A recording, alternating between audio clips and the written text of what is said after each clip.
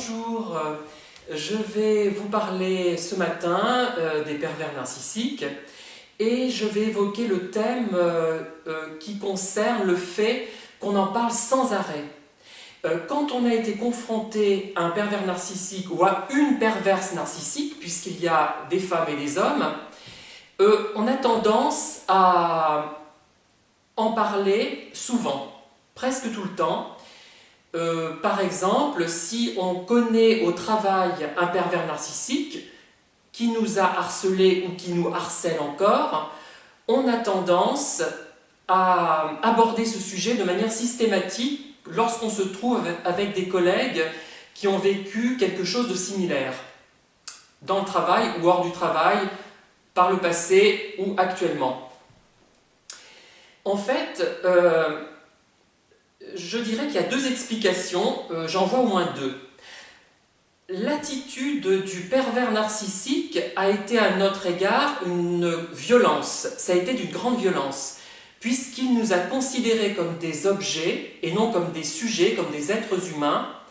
Nous avons subi une violence extrême, bien que ça paraisse loufoque, exagéré de le dire comme ça. Mais en fait, c'est la réalité, puisque le fait d'être considéré comme une potiche, comme un objet, comme une poupée, comme un ours, comme celui que vous avez vu, mais ce n'est pas un ours ordinaire, lui, ce n'est pas un objet, si vous voulez, c'est très dévalorisant. C'est ce qu'il y a de plus dévalorisant, certainement.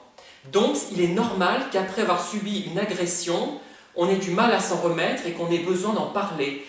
En parler de manière constructive ou pas, mais ça peut faire du bien d'en parler. Par ailleurs, quand on parle souvent de quelqu'un, ce n'est pas forcément parce qu'on aime ou qu'on déteste cette personne, c'est parce que souvent, enfin en ce qui me concerne du moins, il faut que j'endosse cette idée, ce que je raconte.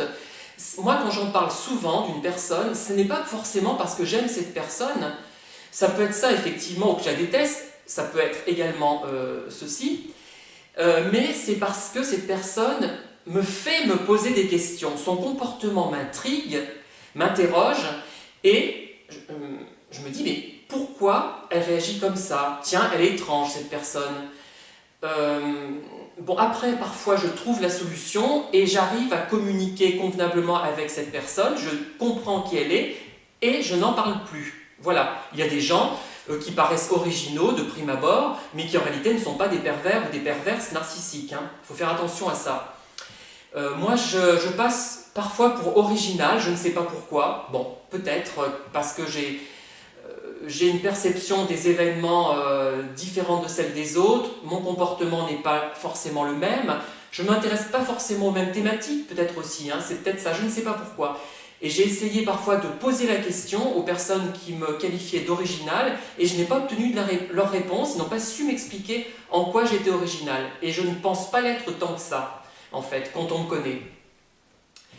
Et donc, ces personnes, elles nous ont agressés, donc on a besoin d'en parler, parce que c'est quelque chose de difficile, d'insupportable finalement, d'être agressé psychologiquement, pas physiquement, je ne parle pas d'agression physique. Là. Et d'autre part, ces personnes nous ont intrigués, leur comportement étrange, soit très chaleureux le lundi, soit très froid le mardi, soit de nouveau chaleureux le mercredi, etc., etc., leur sourire étrange, leur mimique tout aussi bizarre, ça nous a intrigués, tout simplement, et on se pose des questions. Moi, il y a des gens que j'aime beaucoup, que j'aime plus que certains pervers, de façon, on va dire, plus intense, et je n'en parle pas tout le temps. Je ne suis pas tout le temps en train de dire un tel m'a dit ça, etc. Non, pas forcément. Et j'ai remarqué, les personnes dont je parlais le plus, et dont j'ai parlé le plus, c'était vraiment des pervers narcissiques ou des perverses narcissiques.